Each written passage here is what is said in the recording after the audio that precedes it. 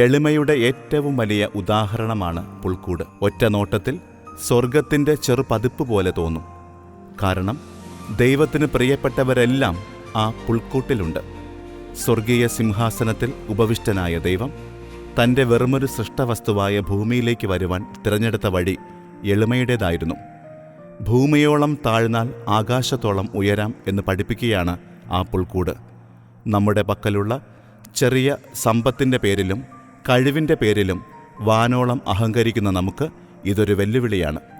ഞാനെന്ന ഭാവം എവിടെ ഉപേക്ഷിക്കുന്നുവോ അവിടെയാണ് നമ്മുടെ ജീവിതത്തിൻ്റെ ഉന്നതി നിലകൊള്ളുന്നത്. ലാളിത്യം നഷ്ടപ്പെടുന്നു എന്ന് തോന്നുമ്പോൾ, ജീവിത നേട്ടങ്ങളെ പ്രതി അഹങ്കരിക്കുവാൻ തോന്നുമ്പോൾ ഈ പുൽക്കൂട്ടിലേക്ക് നോക്കുക.